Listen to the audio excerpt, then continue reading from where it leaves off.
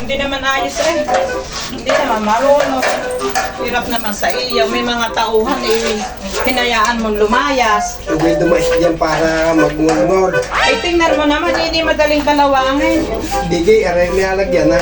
Eh, bakit ba pinalayas mo ang iyong mga tauhan? Ay, yung bang mong suldong 150, mga nareklamo pa, ay naglayasan. Ay, siya, eh, ang gayaan. Iba ngayon ang uso eh, ikaw ang makikisama sa mga tao at iiwanan ka. Ay, ako hindi. Sila ang makikisama sa akin. Sa bagay, di gayaan ang gagawin mo. Bay. Lalo na yan si Kulantraw. Pinakamareklamo na. Kala may manager kung magdadala. Ay, aayos iyan. Ay, pagkakaaksayan mo na, tinan mo tulo sa ilalim. Ay, ang tulo, naiilagay mo tsaka tulo sa ilalim ng alhate. Paano masasayang? Ipipinturahan din ang ilalim niyan. Natulo sa ilalim. Aba, Yan lupa, ipipinturahan ko din yan. Ako ibang tumar pa ako.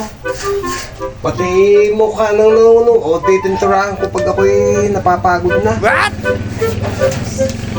Sabay na, hindi na ako magsasalita sa iyo. Baka din ako naaawa sa iyo. Iimpang-impang ka dyan, maggawa niya at hindi mo nga yan trabaho. Kung dati is dinit, magngungul-ngul, ay lumalas. Taas ng bigay ko, 150. Nahingi pa ng taas, ay nagsilayas. Nagsilayas nga sila. Sino mawawala? Di sila. Bahala ka nga diyan. Kaunting may masasabi sa iyo, ayaw na ayaw mo mapapagngulngulang ka. Ako na may kaya karni, ako'y naaawa sa iyo. Yung ganamang 150 ito, mo pa pinagmamalaki sa bayad. Eh, hindi na bayad eh, ang 150. Dangan ba naman ikaw, bago napaka-stricto mo.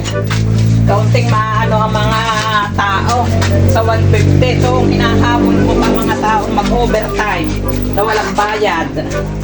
Ay, iiwanan ka talaga ng mga tao. Gayaan ka. Bahala ka diyan.